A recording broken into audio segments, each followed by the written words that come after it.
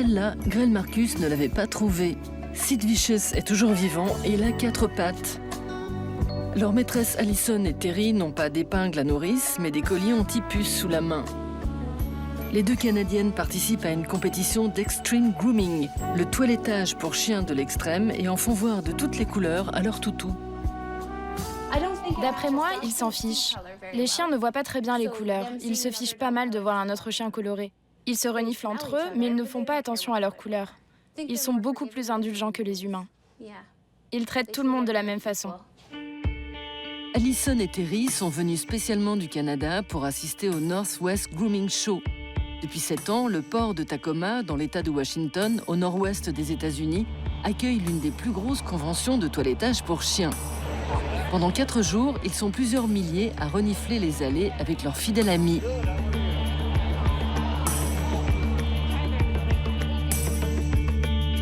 Chaque après-midi, les rois de la tonte s'affrontent dans des compètes où il s'agit de couper les poils en 4.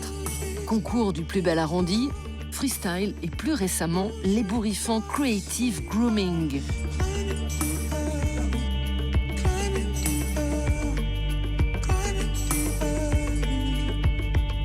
Le New-Yorkais Chuck Simons est l'une des stars du salon. Il est ici pour présenter sa dernière invention, le Groomer Helper. Ça, c'est ce qu'on appelle un crochet de sécurité. Le chien ne peut pas l'ouvrir. Mais vous, oui. En achetant ça, vous avez droit à un adaptateur pour harnais gratuit. C'est une autre de mes inventions que j'ai appelée le Loop Adjuster. Je vous montre comment ça marche. Les animaux m'inspirent. Mais je n'essayerai jamais quelque chose sans être totalement à l'aise. Parce que la bête sent ta peur. Et il sent aussi ta confiance en toi. Si je devais toiletter un lion, il sentirait ma peur. Et un lion peut faire beaucoup de dégâts. Ouais, c'est sûr. Décidément, l'homme est un loup pour le chien. Les kleps sont les principales cibles de l'extreme ou creative grooming. Quelques aventuriers se sont risqués sur quelques animaux domestiques, mais la faune sauvage est pour le moment à l'abri. Si les toutous ressemblent à des coins-coins, où va le monde? Toutes mes maîtresses à la fois. Je suis chien fidèle, je suis là quand on m'appelle. Le creative grooming est une vraie compétition. Depuis quelques années, beaucoup de toiletteurs sont passés à la couleur. On demande de peindre un ruban rose sur le ventre de son chien, ou le logo de son équipe de sport préférée. Ça grossit. Mais il reste certains États aux États-Unis où c'est interdit. Parce que dans les années 30, 40, on utilisait de la peinture au plomb pour colorer les poulets et les lapins pour les fêtes de Pâques. Et ça tuait les animaux. Tacoma et les bêtes à poils, c'est du sérieux. Avant de devenir la Mecque des toiletteurs, la ville était connue pour son rassemblement de furries, ces humains à fourrure. Sur le web, les chats n'ont pas le monopole du LOL. Les chiens aussi se décarcassent, ou plutôt leur maître. C'est pas malheureux. Dans le creative grooming, comme dans la vie, tous les chiens ne sont pas égaux. Les poilus, comme les commandors, ont un gros avantage sur les poils ras, qui ont cependant d'autres atouts et font même parfois des miracles. D'où Jésus. From a car which looks ready to fly to a young lady with all 4 feet firmly on the ground. We mean Lady Jane, the poodle, of course, not her mistress, mannequin Nikki Keyworth. She has a date at the beauty parlor, and we're still talking about Lady Jane, for it's a poodle's beauty parlor in Nottingham. Run by poodle expert Anne Seymour, the parlor has a speciality which Anne hopes will make Nottingham the Paris of the canine fashion world. Here, the fashionable set come not just for a trim or a shampoo, but also to get their hair dyed. Yes, Anne Seymour has introduced into Britain the idea of dyeing poodles any color from cherry red to apple green. Maquiller son chien comme un camion volé a longtemps été le privilège des riches et des stars hollywoodiennes. Avec les années hippies et l'invention des t-shirts tie and dye, le creative grooming se popularise et en 1980, la première compétition est organisée. Depuis une dizaine d'années, surfant sur la vague de la customisation, le Pimp My Dog est en plein boom aux États-Unis et jusqu'en Asie.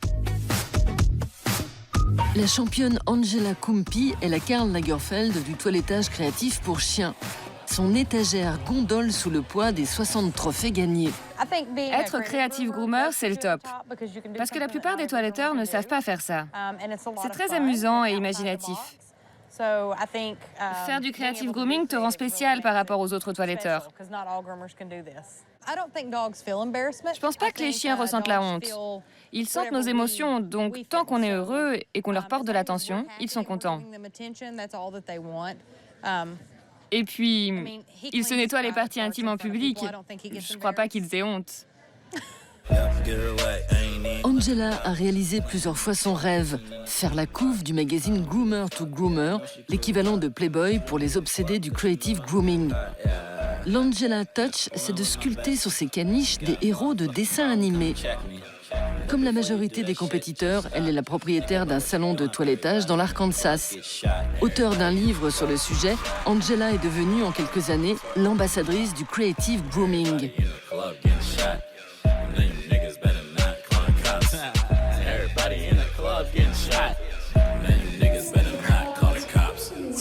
Dis donc Angela, tu penses que ton chien Josh réalise qu'il participe à un mouvement créatif ?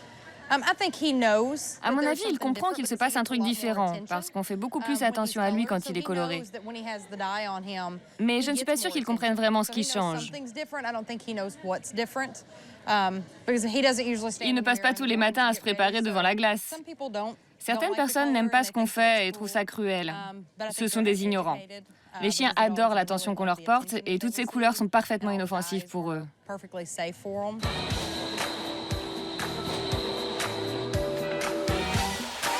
Les top modèles d'Allison et Terry sont dans les starting blocks. Les compétitions d'extreme grooming se tiennent en marge de salons pour chiens et seule la crème des toiletteurs s'y risque. À la différence des concours de beauté, le creative grooming autorise l'ajout de couleurs, d'extensions ou d'accessoires. Surtout, l'objectif, ce n'est pas de faire le beau, mais de faire le show. Après le shooting photo, les maîtres ont un temps limité pour finaliser leur œuvre qui sera passée au peigne fin par le juge Joey. There's 2.5 hours total grooming time for the large dogs, 2 hours and 15 minutes total grooming time for the small dogs. Il n'y a rien de plus extrême que ce qu'il y a là. C'est vraiment extrême. La première chose à faire, c'est d'évaluer le degré de difficulté. Certains arrivent avec une grosse touffe, pleine de couleurs différentes, et en dégagent des formes pour créer une véritable œuvre d'art. J'utilise mon stylo au lieu d'utiliser un peigne pour ne pas tout abîmer.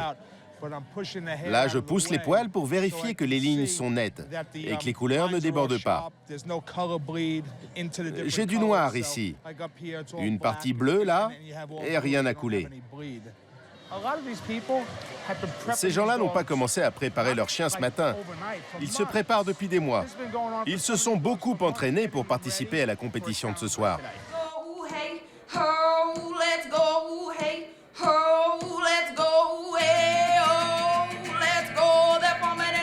Le travail de Joey n'est pas de tout repos.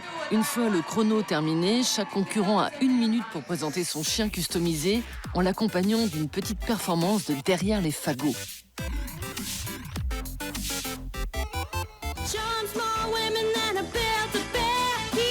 Si le creative grooming explose aujourd'hui, c'est grâce à une ribambelle d'accessoires qui permettent de faire de son chien une gravure de mode. C'est un garçon ? Oui, mais il adore montrer son côté féminin. Viens là. C'est bon, je te tiens. Ça, c'est pour une coloration permanente, comme celle que Wormy porte en ce moment. Quand vous appliquez la teinture, elle disparaît avec la pousse des poils. On a aussi des stickers pour le derrière. Avec un peu de colle, ça tient très bien sur le popotin du chien. Ça fait son petit effet sans avoir besoin de teindre ni rien. Pétouze, le tatouage pour chien ou chat, à poser sur le ventre. On peut aussi coller une petite étoile à l'intérieur de l'oreille. Super sexy. Sticker ou fossile? Pour les toiletteurs de l'extrême, tout ça c'est l'apéro. Le top, c'est le dyeing, la coloration. Pas question d'utiliser des produits pour les humains qui brûleraient la peau des chiens. Les toutous ont leurs propres cosmétiques, approuvés par les vétérinaires, et certains utilisent même des colorants extraits de fruits ou de légumes comme le jus de betterave.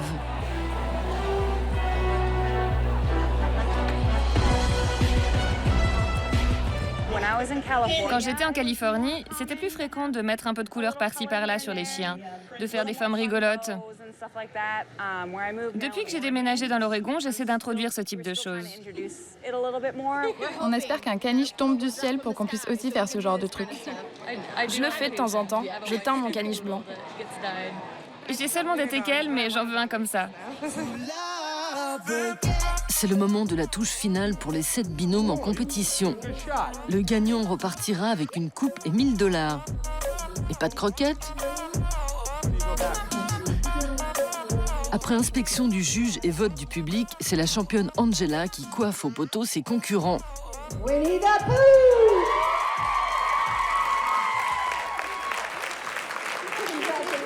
Terry et son caniche, Pépi, repartent la queue entre les jambes. Défaits, mais pas abattus.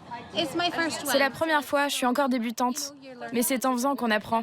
L'année prochaine, ce sera mieux. Whatever, I don't know, I have to go. I think it's been an hour. Can you announce it? It's been an hour 15.